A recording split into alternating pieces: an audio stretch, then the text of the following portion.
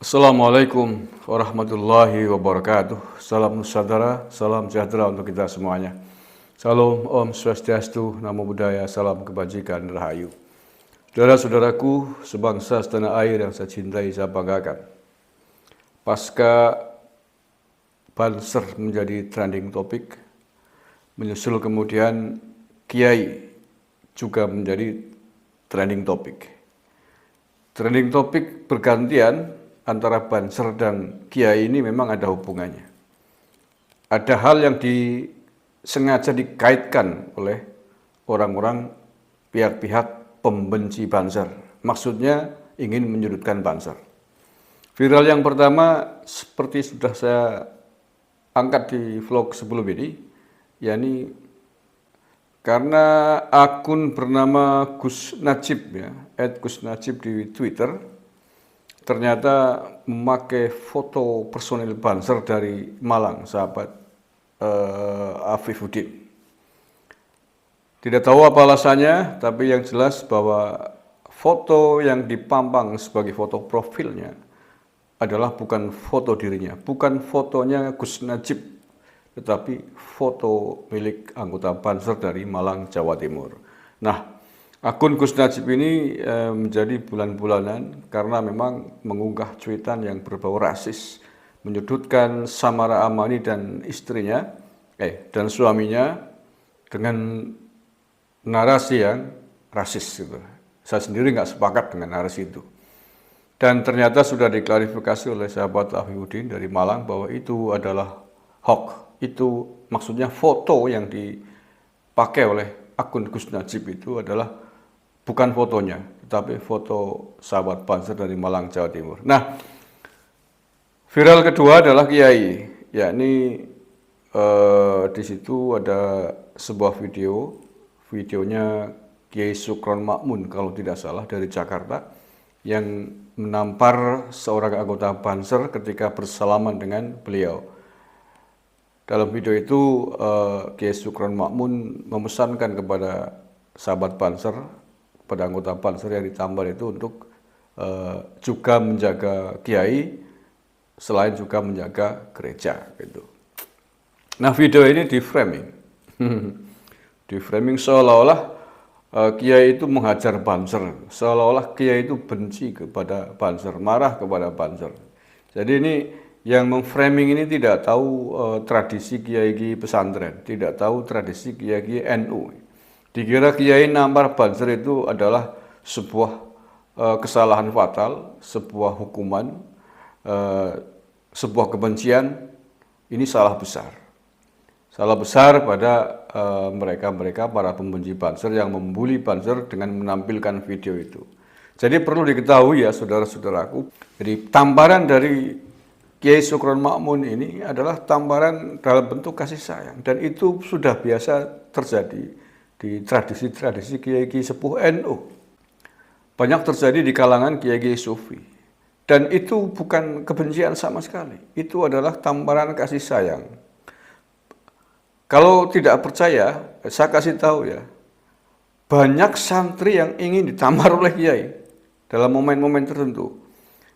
Pernah viral kan video sebelum itu ada salaman berurut-urutan, setiap tamu, setiap santri yang sowan kepada Kiai itu salam lalu dipukul, salaman dipukul, kepalanya, pipinya dan lain sebagainya. Itu semua yang dipukul, ditampar itu, yang ditampar itu senang hati, merasakan mendapatkan barokah, merasa tamparan sang Kiai adalah tamparan barokah, akan menjadi jalan kebaikan bagi mereka. Jadi bukan tamparan kebencian seorang Kiai, bukan tamparan kemarahan kepada santri-santrinya, kepada murid-muridnya, kepada Banser, bukan. Itu tamparan kasih sayang, tamparan cinta, tamparan yang dianggap akan membawa berkah bagi yang ditampar. Loh, saya sendiri juga mengalami itu. Saya punya guru yang sering melakukan hal yang sama kepada murid-muridnya, guru Thoriko. Dan banyak kesaksian dari teman-teman saya, usai ditampar oleh sang guru, oleh Pak Kiai itu dia kemudian menemukan jalan keluar dari persoalan yang dihadapinya. Pikiran menjadi plong, keruwetan yang dihadapi dalam hidupnya saat itu kemudian tiba-tiba menjadi plong, tiba-tiba menemukan jalan keluar dengan mudah. Oleh karena itulah banyak kasus ketika sang murid sedang mengalami persoalan-persoalan sulit dalam hidupnya, itu sowan kiai pengen ditampar gitu. Kalau nggak ditampar itu malah nggak puas gitu, malah kecewa pulangnya. Harus saya pengen ditampar sama Pak Kiai, nggak ditampar gitu. Itu serius, itu terjadi begitu ya. Ini ya bagi saudara-saudaraku dan muslim, mohon maklum ya, harap dimengerti ini. Jadi itu yaitu tradisi spiritual yang memang khas lah ya, memang khusus dan jangan ditiru bagi Anda kalian yang belum makomnya, bukan makomnya, jangan tiru-tiru seperti itu ya. Nanti hanya melihat zohirnya saja. Anda punya teman, Anda punya santri, kiai muda baru bikin pesantren, kiainya salaman dipukuli. Nggak boleh begitu, itu khusus ya. Hanya boleh terjadi bagi kiai-kiai sepuh yang sudah makomnya. Dia barangkali kita husnudon bahwa Pak Kiai ini bukan hanya menampar fisik sang santri saja. Kita tidak tahu, barangkali ada energi lain, ada hal lain, ada makhluk lain yang ditampar oleh Kiai yang ada di sang santri itu. Gitu. Loh ya betul. Jadi kalau yang nggak tahu jangan tiru-tiru, jangan ikut-ikutan nampar, nanti ya temennya datang dikasih barokah plak, dibalas dipukul, kamu pola nanti gelutan. Ya itu hal-hal spiritual yang tidak boleh ditiru ya. Itu hanya berlaku secara khusus antara sang guru dengan murid dan guru-guru yang sudah pinilih, yang tahu akan kondisi muridnya baik lahir maupun batin. Loh iya. Satu cerita lagi, saya punya teman juga, dia punya background pengalaman hidup yang hitam, pernah hidup di dunia kelam lah ya, preman, dedengkot preman bahkan. Dia bercerita dengan saya, pada saat dia menjadi ketua preman, pimpinan preman, sangat ditakuti oleh anggota-anggotanya. Mengapa ditakuti? Karena kesaktiannya gitu. Kesaktian. Dia cerita dengan saya. Serius, ini benar-benar cerita real story ya, bukan sangaran. Karena yang dibanggakan preman hanya kekuatan itu, kekuatan fisik dan kesaktian yang dimiliki. Dia cerita dengan saya, dari mana dapat kesaktian? Pasang susuk, dia bilang. Serius itu. Dia pasang susuk, itu tidak tanggung-tanggung. Di sekujur tubuh, cerita dengan saya, ada 50 susuk dia pasang. Macam-macam, ada yang dari emas, ada yang bentuk cair dan lain sebagainya. Tapi rata-rata dia cerita dari susuk emas gitu. 50 susuk dipasang di seluruh tubuhnya dari ujung kaki sampai ujung rambut, nggak ada yang tersisa. Sampai telinga pun dipasang susuk gitu. Ya, nah, alhamdulillah Tuhan memberikan jalan, memberikan hidayah kepada teman saya itu. Saya tidak perlu sebut namanya.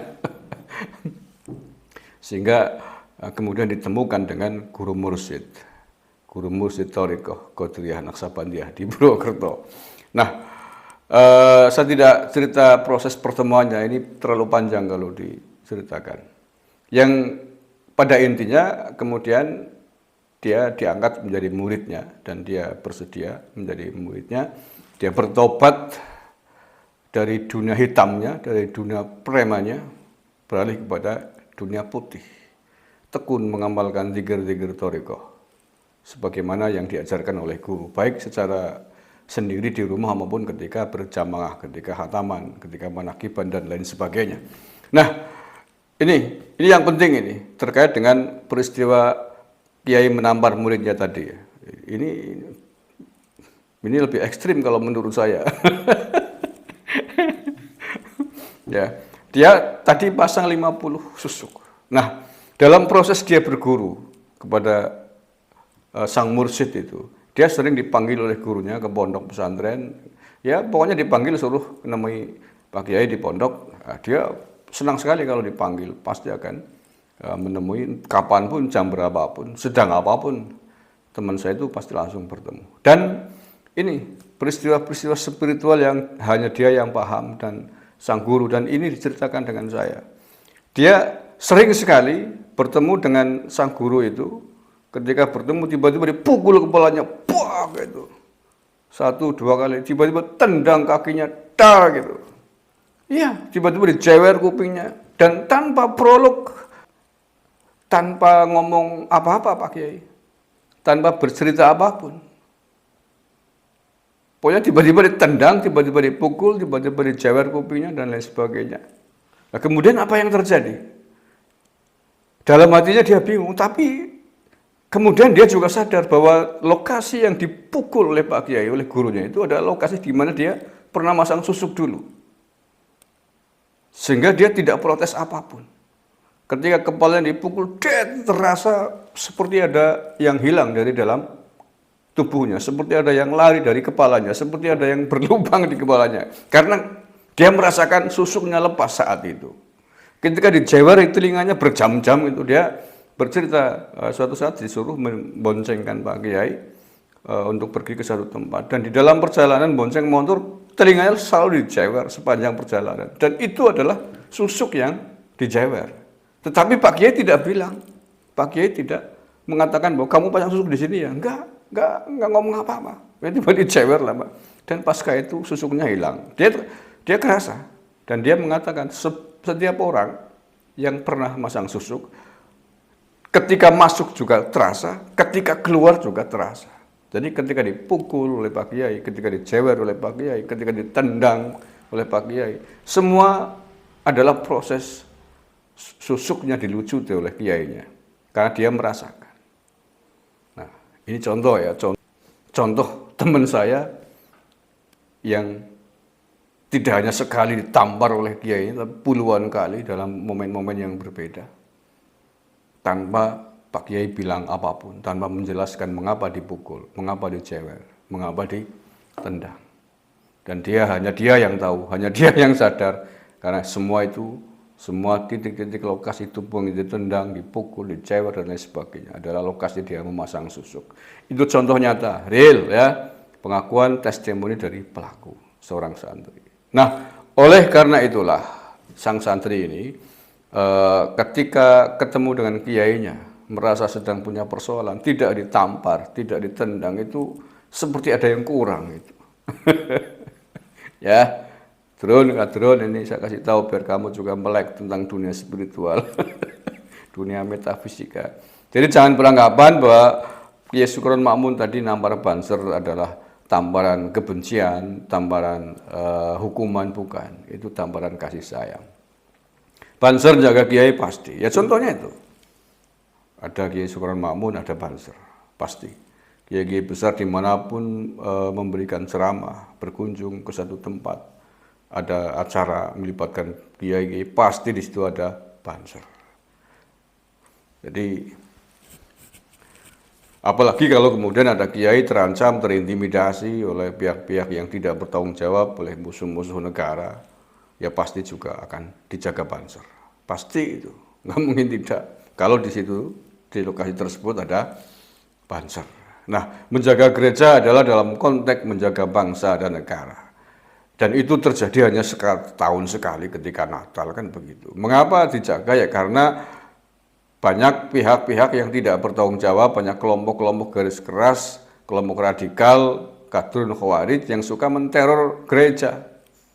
Seandainya tidak pernah terjadi teror, ancaman, bom di gereja, pasti Banser tidak akan pernah ikut dilibatkan dalam menjaga gereja. Itu adalah sumbangsih Banser di dalam ikut menjaga keamanan bangsa dan negara dari teror, dari gerakan-gerakan kelompok radikal, kan begitu.